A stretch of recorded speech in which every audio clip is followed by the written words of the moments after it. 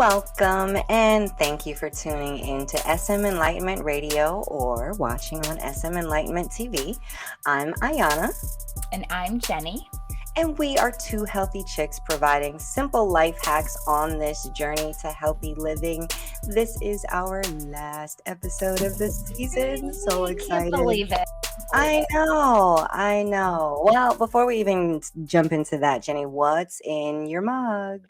Okay, so I took a page from your book, Ayana, tonight. So I did, instead of tea tonight, I am doing hydration in here, feeling a little bit dehydrated. So I've got that. And what else do I have? I have skin elixir, so taking care of my skin. Got some inner calming down for the evening, and some mind health so I can stay sharp tonight. So it all mixed in there. Yes, I did one up you. You got it. Okay. All right. I see you, Jenny. So what do you have in your mug? I did my usual double dip of Biohydria and detox tea. I needed a little soothing, a little hydration at the same time. So cheers. Cheers. So what are we talking about tonight, Jenny? Well, we have got a great topic to wrap things out. So extremely relevant. We are talking about dieting. So is anyone out there packing on the pandemic pounds? Does that sound familiar to anybody? Apparently some of you out there this pertains to, because according to some stats done by the American Psychological Association, 61% of Americans have experienced undesired weight gain and disrupted sleep patterns. So there you have it. And so they go on to say, like, there's average gain of 29 pounds by the people that gained weight. 10% of the people polled gained 50 plus pounds. And I thought the breakdown was kind of interesting. It was just fascinating to me. Like, men gained an average of 37 pounds, women gained an average of 22 pounds. Gen Z gained an average of 28 pounds. Millennials gained an average of 41 pounds.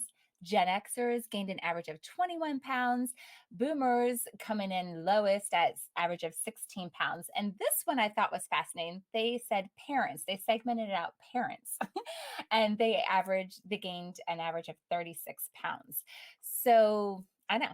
Oh, okay. Actually, yeah, that was the most shocking to me. But then I did like the mental calculation, and that does make sense. The men and women category, that shocked me. I thought it would have been opposite. Men gained on average more than women.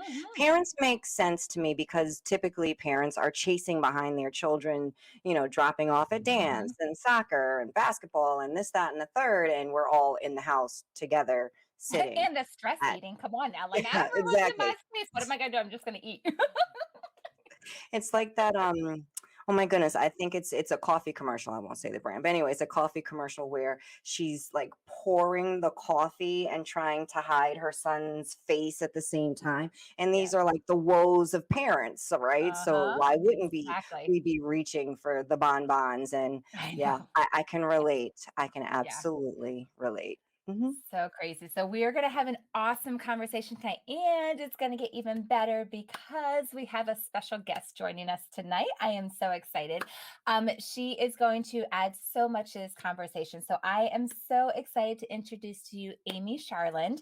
Amy Charland helps high achieving creative individuals escape soul-crushing work that destroys their energy, damages their health, and keeps them teetering on the edge of financial disaster. Did I just describe anyone in her audience? I don't know.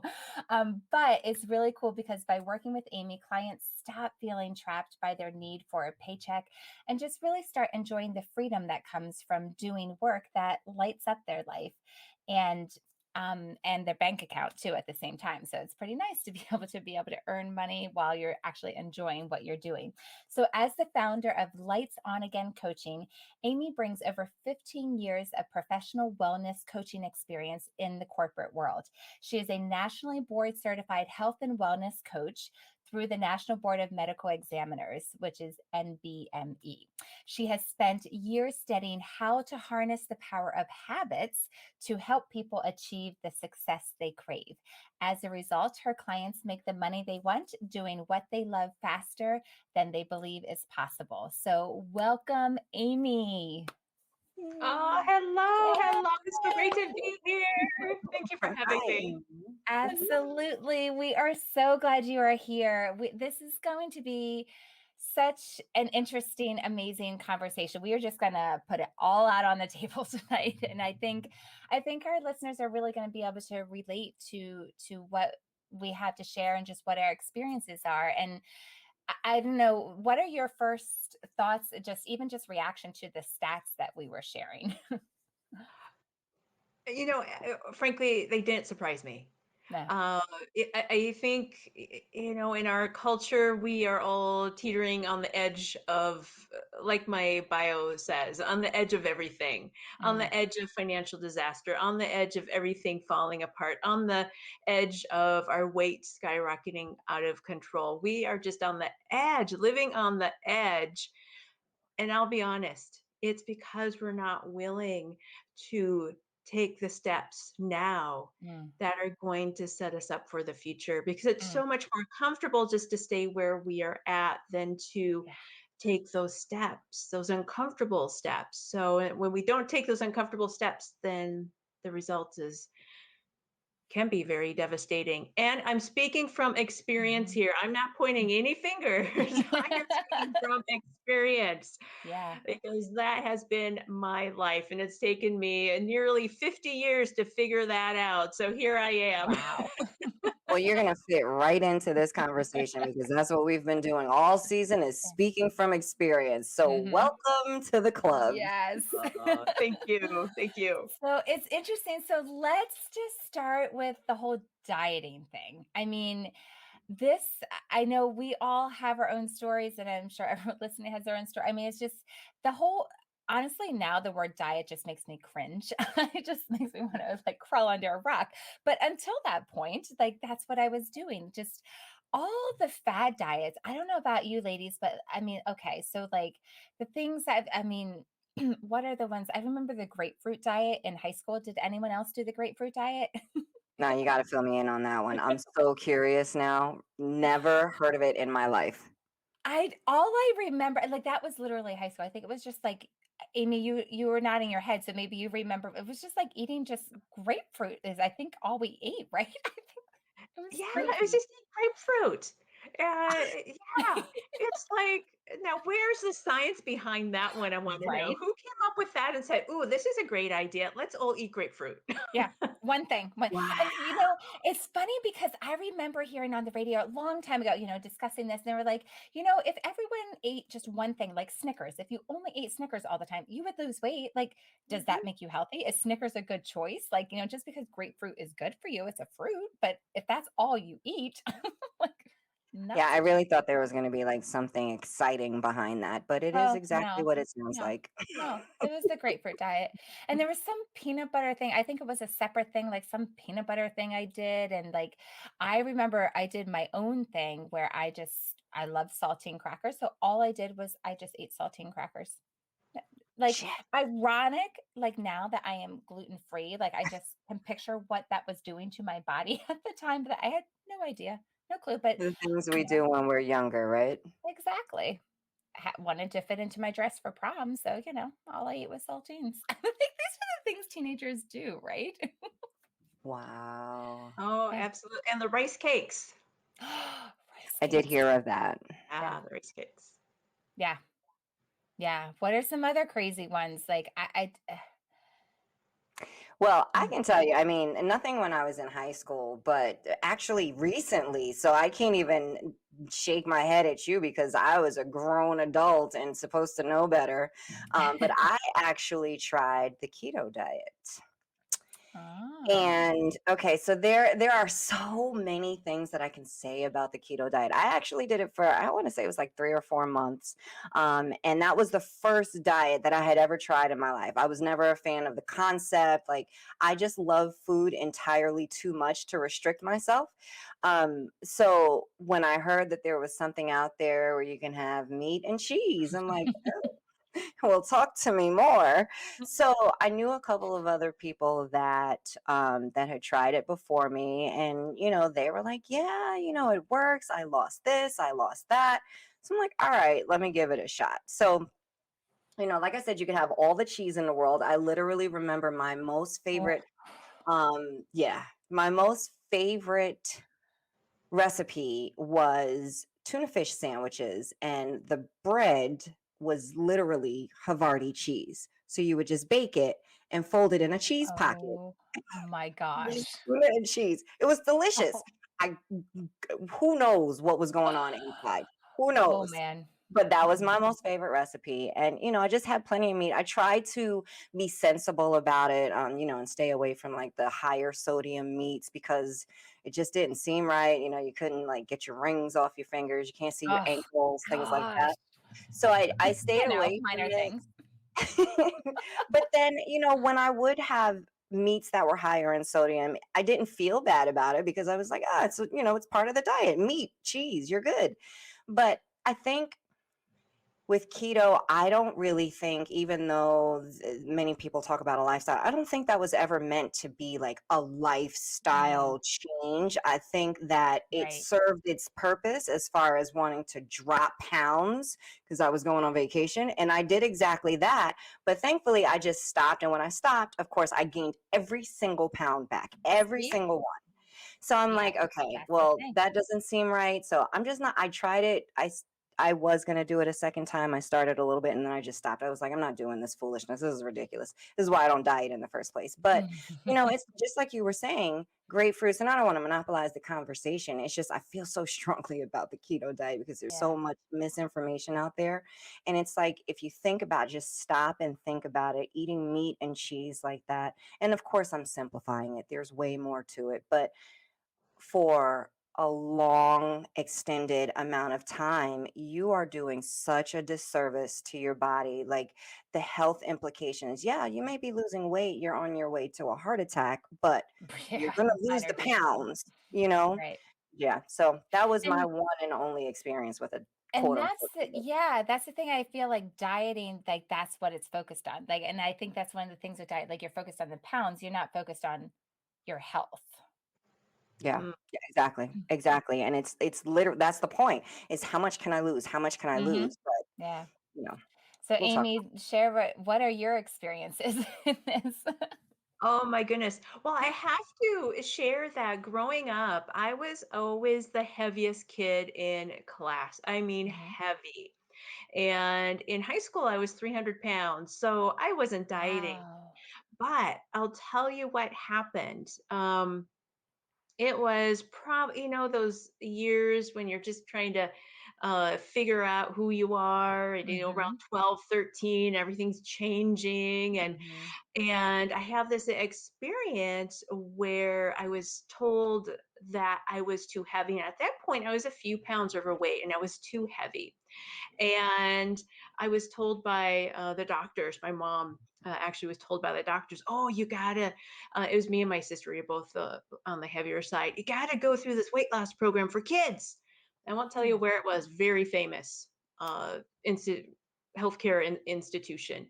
Huh. And she had us get on the scale and weigh each week, but we're kids and we're not doing the Oh. work. We don't know what dieting is about. Our mom was trying to cook healthy stuff, but we were just eating.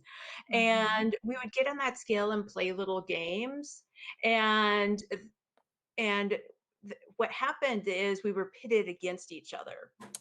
And so Wow. at that age, and my sister was a few years younger, we then, after that time, for years, had this just horrible relationship because we had been pitted against each other to see who could win to lose weight. It didn't Oh, work. It created man. it created Wow. I'll say that that was very pivotal in creating eating disorders later in life. And the newest research Mm, actually says that when you put kids on a diet and like that, it's actually going to have the impact of creating eating disorders later in their life. So at least the wow. science is coming out now about that. But yeah, that led to, for me, down the road, binge eating and Mm, also not eating.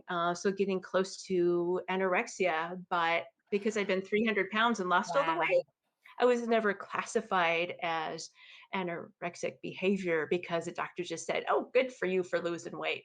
And that was when I was, yeah, I got down Yeah. to 130 pounds from the 300. Yeah. So this was me a little in the college after I lost it again. And yeah, I was so miserable. I cannot tell you how miserable I was. I wasn't eating anything, then I'd binge on a bag of pretzels and then not eat anything. I had so many Wow. GI issues and I was just so incredibly unhappy because my whole life revolved around food and not having it. Mm, So wow. I have a question for you because that makes perfect sense to me that, having children diet early creates eating disorders.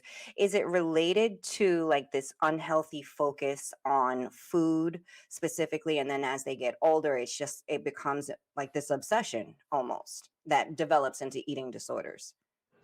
Yeah, I think there's several factors there. Well, for I can speak, I guess, from personal experience as well. For me, it was like being told you're not good enough, and you're not Mhm. okay how you are. And imagine what that does to Yes. a child, especially in those preteen and teen Mhm. years. And you're in the culture and everyone around you and people that you admire and who are really I guess very pivotal in teaching you are telling you you are not good enough. I mean, it's Mhm. bad enough, I think, for women in our culture, that Mhm. Yeah. sense of worthlessness, and then to have weight an issue at such a young age, then it all becomes about weight and that doesn't become Mhm. about who you are and what your Right. strengths are and what you enjoy, and it becomes all about the weight and Yeah. you're not good enough.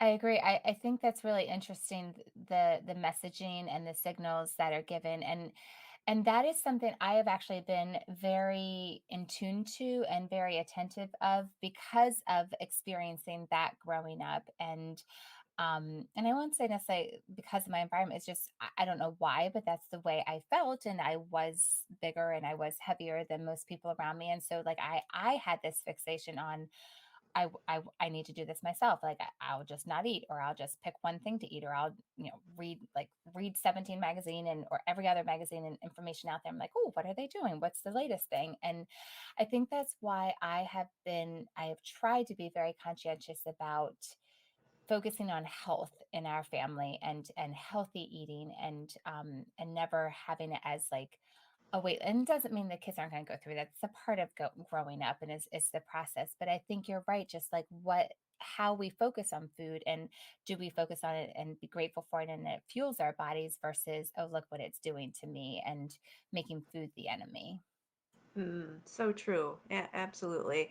Yeah, because food is meant to be enjoyed. Food is meant to give us energy. Food is there to just enhance our life and Yeah. help us to do those things we want to do. And we just, with all the diets and all the messaging, it just becomes just this really negative thing. Hmm. And it's all the shoulds around Yeah. it and do nots. And Hmm. Ah, yes, and it just becomes so overwhelming. I think that people just end up just giving up, and with all the diets, they lose that natural ability just to make decisions for themselves because they're so Yeah.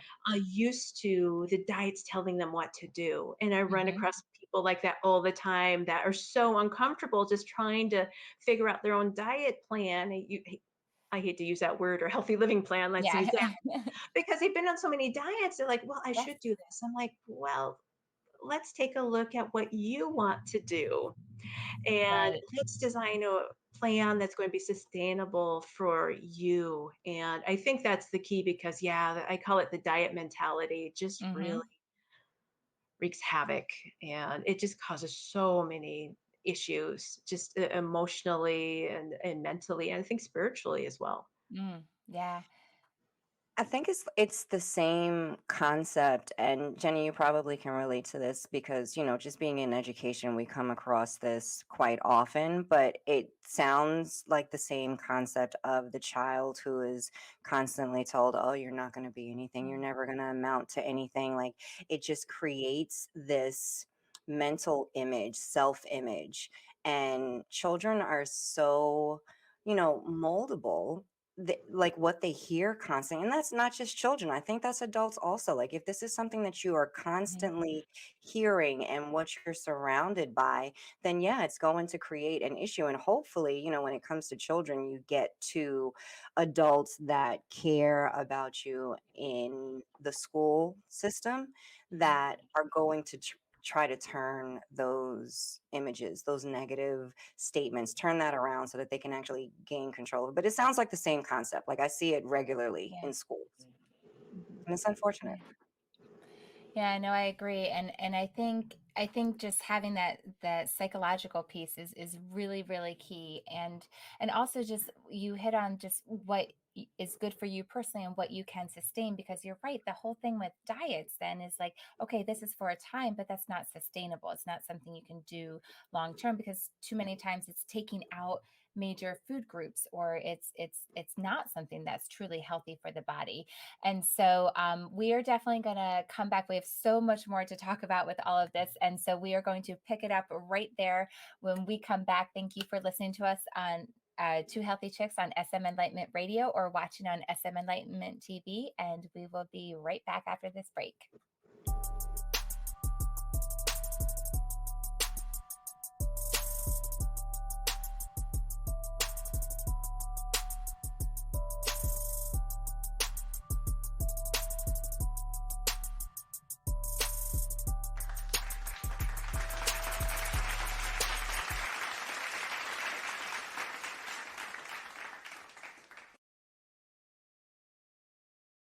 Welcome back. I am Ayana, And I'm Jenny. and we are Two Healthy Chicks on SM Enlightenment Radio. We are here with Amy, and we're actually talking about diets and the many things that we've tried. And Amy, you were actually telling us about your story, and we'd love for you to continue with that story. So please. Oh, absolutely. Yeah. So I had shared how I was about 300 pounds when I was a teenager, and then I was able to lose it, but I did it in a very unhealthy way by not eating. And then I was able to actually maintain that somewhat for several years. I had gained some weight, and I was actually starting to eat a bit healthy, but then my job became Mm. soul crushing, and I had worked so hard to achieve that level of success, and I just didn't know what to do. I didn't know how to deal with that stress. So what I Mhm. knew to do was to eat. Hmm.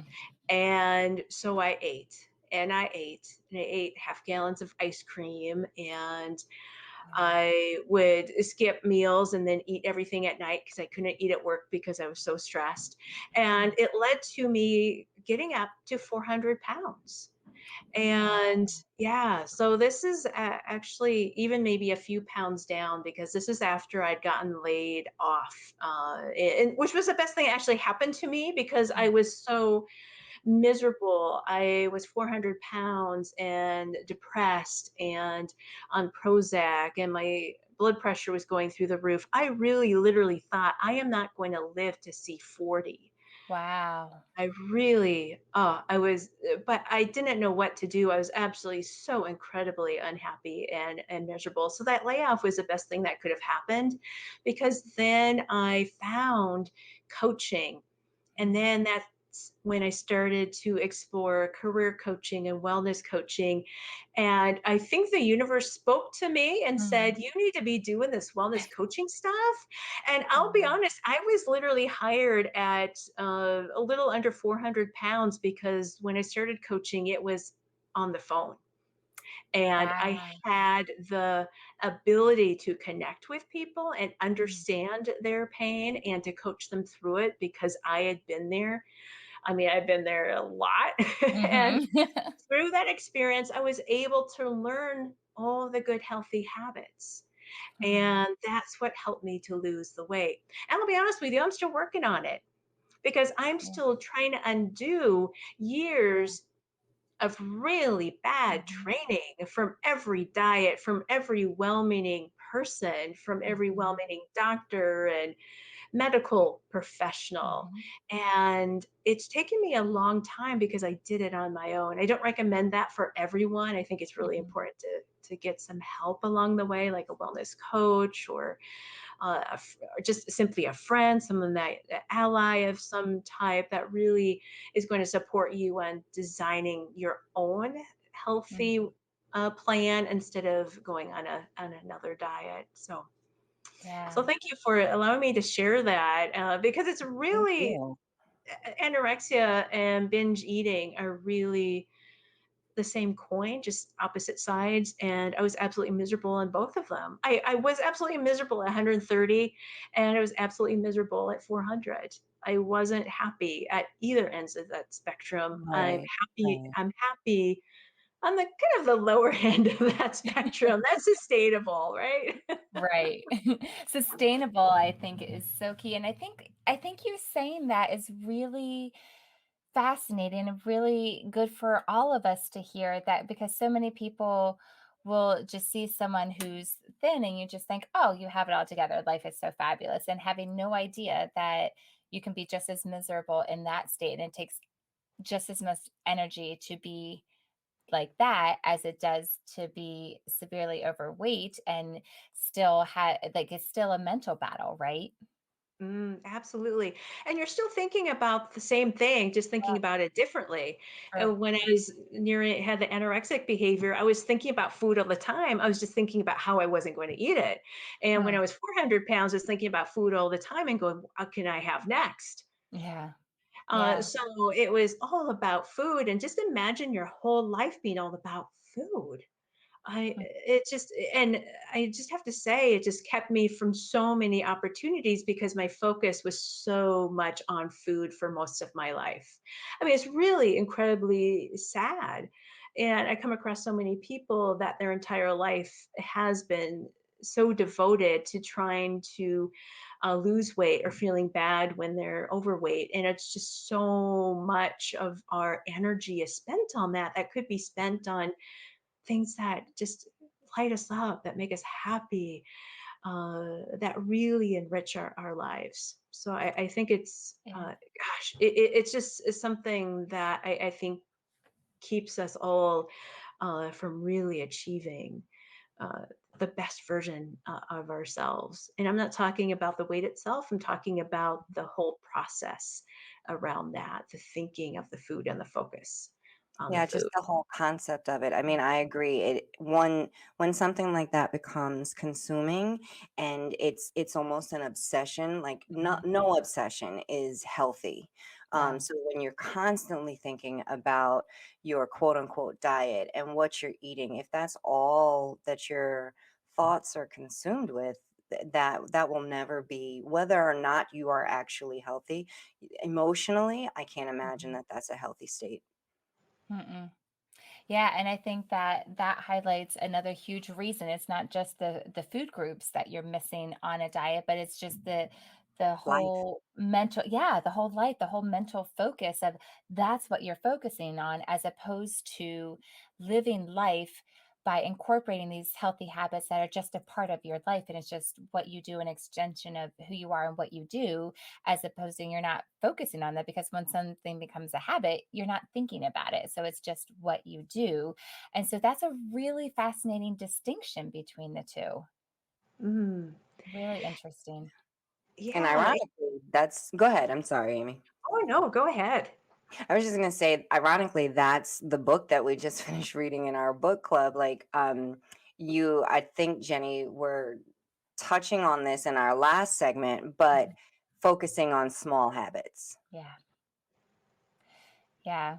So why don't yeah, so Amy, lead us into that. So you talked a little bit about that in your story then. So what were some of these habits that you started incorporating into your life that helped start leading you into health? Mm. Yeah, I wish I had journaled about this. I would have, yeah, like a book, this tall, but I didn't. So I'm going to go off of memory here, which isn't ideal, but also with doing wellness coaching for 15 years, I would say the first thing is just the awareness of what is truly going on, because we tend to not tell ourselves the truth. Yeah, I Mm, was 400 pounds. I knew was heavy, but I wasn't telling myself the truth about really what that was doing to my health. I would just keep working and living my life on automatic pilot. And I wasn't telling myself the truth that I really need to change, because I just didn't have the energy to, because everything in my life was falling apart. So I think just that awareness and telling ourselves the truth of what's going on. And I'll be honest, I think a lot of us don't do that, mm. because once we tell ourselves the truth, then we have to do something about it. Ah, And once we tell ourselves the truth, and if we choose not to do anything about it, well, then we know the consequences, right? Because mhm, we like to avoid thinking about the consequences of our decisions. mhm, It's just easier just to keep pushing things under the rug and not trying not to think about them, and zoning out on TV or social media or whatever that might be. Um, yeah, so that first thing is awareness and truth. And once you have that, then if you're willing to take the steps, it's all about planning. It mm, really, truly is. And like I said earlier, we focus so much on food. And so I really find that you have to have a plan, because then you don't have to think about food, right? If you mhm, have a plan, you stick with the plan, you don't have to think about food all day. You just think about food when you're about to eat or when you're preparing it, because you mhm. have the plan. So I think that is so incredibly important, and absolutely the small habits as well. Because trying to change too much at once, Yes. as we all know, that fails for a majority of us. I think I've met two people the entire 15 years I've been coaching full time that actually said, "Yeah, I'm going to do everything that's been recommended," and they do it Yeah. because that's how they roll. But for It's most of us, rare. normal human beings, Yep. trying to change too much usually ends up Mhm. us going back to old habits pretty quickly. Yeah. And I think the planning piece, just it makes me think, we're reading Atomic Habits by James Clear, and he talks about that, about your environment. And so a lot of people think, oh, if you go and set out to do this great plan or whatever it is, like you are so strong and you have so much willpower. It's like, no, they are the least of the willpower, but it's like they set up their environment because they know themselves. And I think that goes back to that awareness piece too. So if it's something like, well, I don't want to eat chips, and I'm not going to buy them and put them in my pantry, like I'm not going to bring them in the house. So I think some of that preparation is setting up your environment so it is a place where you can be successful. So like if you want to drink more water, put the water bottle on the counter or fill it up the night before or whatever, so have it ready. So like those preparation pieces to set up that environment for you to be successful. Hmm. Absolutely.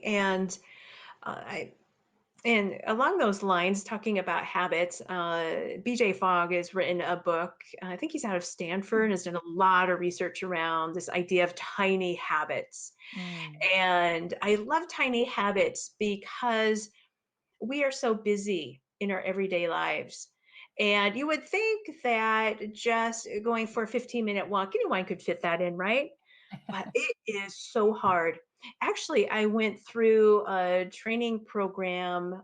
It's the Search Inside Yourself Leadership Institute. It's a program that Google designed, and now different organizations have grants and use this program. And it's all about doing these 2-minute activities like a meditation or a journal exercise. Do you know how hard that is to do 2 minutes every day? Oh my gosh, you would think it'd be so simple, but because Yeah. our old habits are so incredibly strong and that momentum from those old habits are so incredibly strong, taking 2 minutes can seem like hours and we Mm, don't do it. So a tiny habit is so incredibly small that we can do it so incredibly easily. mm. For instance, like activity, it's day one, you put your shoes on Mm. and you do nothing else. Day two, you put on your sweatpants and your shoes and you just build up because now Yeah. you're retraining your brain that yes, this is something that I can do. And it Mm, really truly works. It's absolutely fascinating. And it's so powerful. But our mm. mind likes to tell us, oh, no, that's not enough. You're not doing enough. Yeah. But we need to tell our brain, nope, I am starting with this tiny small step because this is important to me. Yeah, actually, the book that we're reading, Atomic Habits, like you mentioned, Jenny, that author quoted BJ Fogg, and it was intriguing to me because it was like if you attach like one of those tiny habits to something that you already do, for instance, if you wanted to, let's say, add meditation into your daily routine after, let's say, you pour your coffee, you have to wait for it to cool off. You can't drink it immediately. So you pour your coffee and then meditate for a minute and just attach it to things that you do already. I think another example was if you want to read at night. I felt like this was a little bit of a stretch for me, but I could see how it could work for others. If you want to read more after you make your bed in the morning, if that's part of your morning routine, place a book on your pillow, and then when you get into the bed, your book is already there. I personally read ebooks now, so that doesn't work. And it's, so far, you get in the bed and you're like, all right, I just got to go to sleep. But yes, like just attaching those tiny habits, just like you mentioned, to things that you already do instead of trying to create this astronomical, like crazy large plan. Okay, here's A to Z what I'm going to do today. Not for me anyway, that's not likely. Mhm. It's not likely. So I agree. It's Mm, intriguing. it is, yeah. Yeah, and it's interesting, Ayana, what you just said made me think of something else too that ties in exactly what you were saying, Amy, about Ayana, you were just saying like, oh, you need to have this big plan or whatever. And I never really thought about it, well, because it's not my struggle anymore with the eating, but just with projects that I have for my business or whatever. It's like, no, I don't want to get it started because I want to have everything planned out and I want to know what to do. And it's like that perfectionism, right? That progress versus perfection. And it's the same thing, like any big thing you want to do, it's just an excuse to procrastinate. It's just an excuse to not Mhm. get it done. Like, oh no, I want this big plan. I want to know. No, just do one little thing. Just take You one know little why step I'm at a time. laughing, right? We Oh, had I this do know. I conversation do last. know where you are. I wasn't going to mention it because I knew you were going to get there on your own, Jenny, and Yep, there it is. there you go. Yeah, yeah. And I think another thing is just don't stress about it so much, right? And just be kind to yourself, be gentle with yourself because it is a journey and it is very much a mindset and a mind game. And it just like very apparent from Amy what you were saying, like no matter which end of the spectrum you were at, it was the same struggle. So it's very much a mental struggle. So just remembering to be kind to yourself and just appreciate the progress of the small things that you're doing.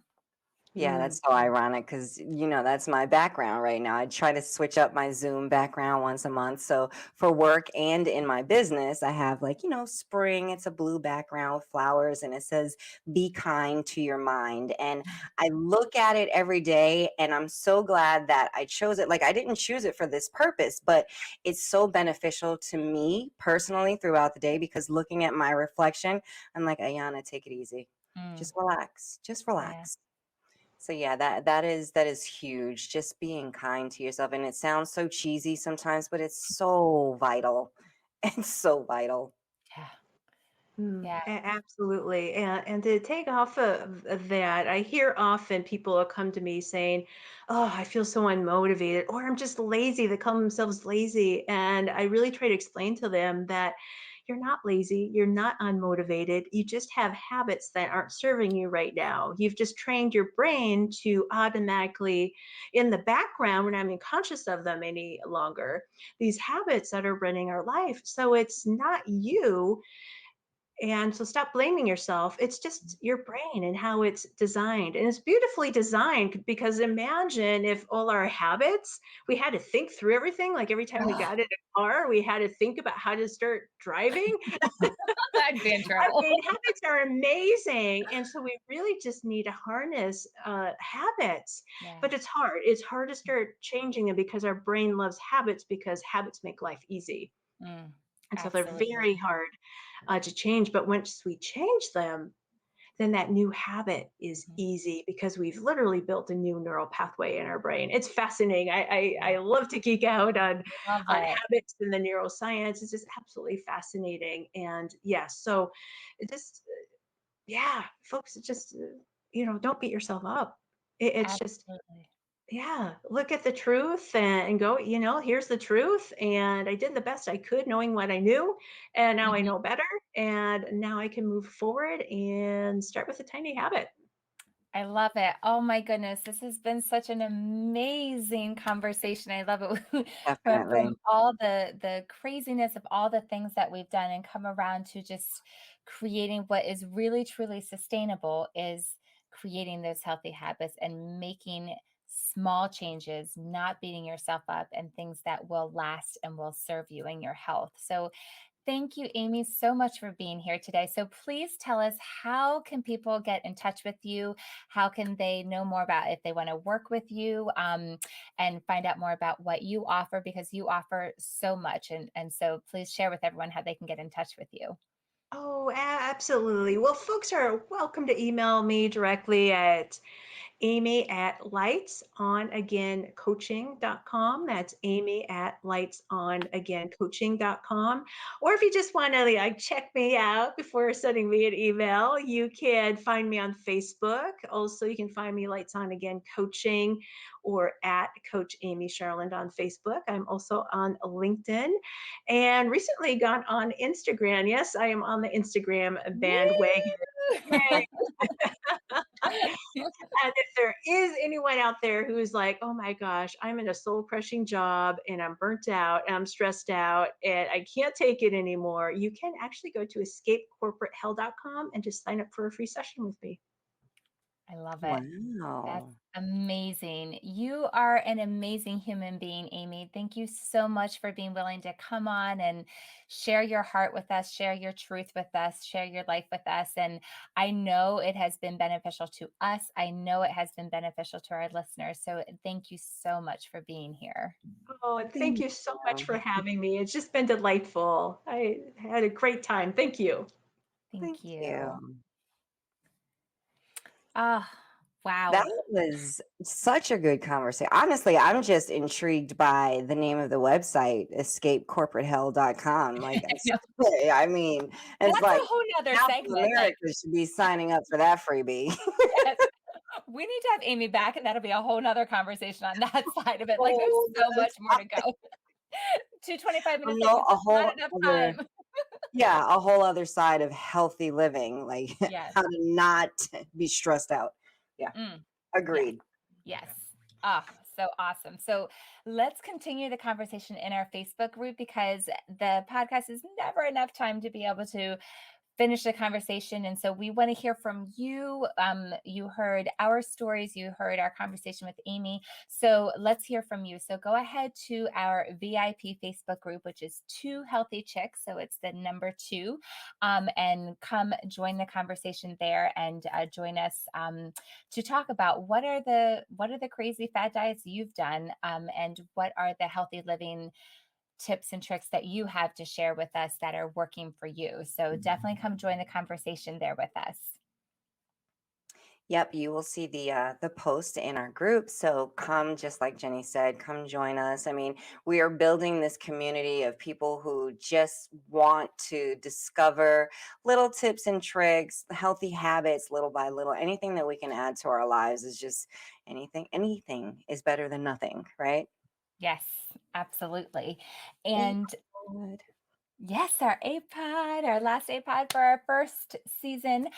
So instead of doing a specific product, we decided to just give you an overview of a very general, basic overview of who we are at Arbonne, why these products as a whole, no matter which one you choose to use, or three or four or five, or 10, 20, whatever, what makes these products different. Okay. So we are a certified B Corporation, and that right there speaks volumes. If you don't know what a certified B Corp is, look it up. But it basically, in very short terms, it means we balance people, planet, and the profit. So we're that kind of company, and that kind of a company is a company that I want to be a part of, that I am interested in using the products and knowing more about and aligning myself with. So let's talk about the purity of the products then. So let me remind you what is not in Arbonne products. And you're going to recognize a lot of these things if you've been listening to our shows. Artificial sweeteners, there's no artificial sweeteners in Arbonne products. There's no parabens, no mineral oil, no triclosan, no formaldehyde donating preservatives, no hydroquinone, no synthetic fragrances or dyes, no talc, no high fructose corn syrup, no canola oil, no trans fats, no peanuts and tree nuts, no gluten, no soy, no dairy. I could go on and on and on because we have 2,000 things that there are none of in our products. So that just gives you some recognizable things that I think should sound familiar from our conversations. Just from Um, a few of the episodes, a few of the 12. Yes, yes. And so then let's just go to what is in our products and what makes them up. So they're all vegan, all botanicals. They're cruelty free, so there's no testing on animals. And we're talking botanicals like bakuchiol, vitamin C, algae extract, malachite extract, rhodiola, vitamins and minerals like ginseng, turmeric, cayenne, magnesium, vitamin B12, grapeseed extract, CoQ10, ashwagandha. I mean, I could go on and on and on.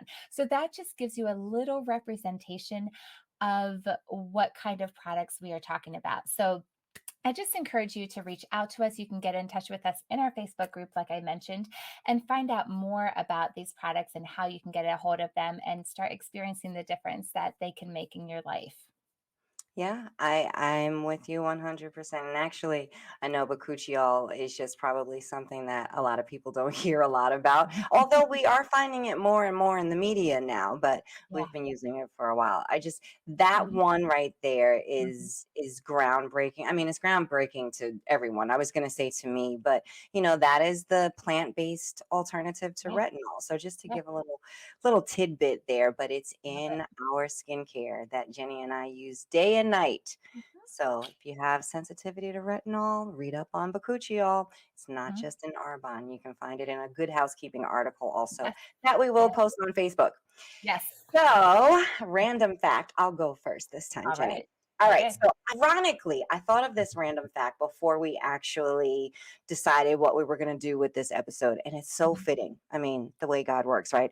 Yes. So, my random fact is that all throughout high school, I was 98 pounds and 5'9". Well, I wasn't 5'9" until junior year, but not due to any dieting, no grapefruit diet, no saltines diet. I literally ate terribly. I mean, like Wow. pizza every day or every other day, and in between maybe some wings from the Chinese restaurant. It was awful. Like when I think about what my diet was, but yes, if Mhm. I turned sideways, I probably would have disappeared. My mother used to, I'm actually going to put myself all the way out there. My mother used to take my back pockets of my jeans and pull them together while I was wearing them. So there's that. Wow. Just a little tidbit. Okay, so it's interesting. Did you say what I put down as my it's like we're talking about I similar didn't things, but even see that. I was gonna talk about my height. I was not gonna talk about my weight, but since we're talking, so that's interesting because as you can tell, like you weren't concerned about doing any of the fad diets. I was doing fad diets. So that was there's that. So I was 5'9" since fourth grade. So I have been this height my entire life. And so like I was called all kinds of names that I will not even start here because I don't want to give anyone else fodder. Those of you who knew me back then, you know what those names were. But like I have been like the tall person in the class for my whole entire life. Since fourth. Fourth grade. I've been in sight since fourth grade. So yeah, I mean, it's just so, and I was not thin like you were. So there was that added to it too, Oh, but you which hence children are led so cruel to my sometimes. crazy dieting later. But yeah, it's just fascinating having this whole conversation. And I know that's just a random fact and we've had our conversation, but yeah, it's just really fascinating where we have come from and what has led us to where we are now, having the conversations we're having now. Yeah, yeah. It's our last episode, Jenny. It's our Yes. last episode of the season. No, you're Woo! not getting rid of us like that. No, Like, no. not that quickly, people. Just of the season, last episode of the season. So, we did our first season. We are going to celebrate a little bit. Jenny, how do you feel? What are your thoughts from the season? It's been so much fun. It's been so much fun. And I think Doc even said, he was like, before you were struggling to find the information or not, just to fill the whole spot. And now we're like, you can't contain it. So he's like, guys, wrap up, wrap up. We're done. Like he's doing right now. Wrap up. Yes. No, I really, just wrap love up. that. Yes. So, Jenny, cheers. We had a wonderful season. I think that we've learned a lot. I'm ready to crush season 2 and just crush it even more than we did season 1. Cheers. Everyone, thank you so much for riding with us this entire season. We really appreciate it. I'm Ayana, And I'm Jenny. and we are two healthy chicks. Thank you for rocking out with us on SM Enlightenment Media, SM Enlightenment Radio, SM Enlightenment TV. We so appreciate you and can't wait to see you next season. Cheers.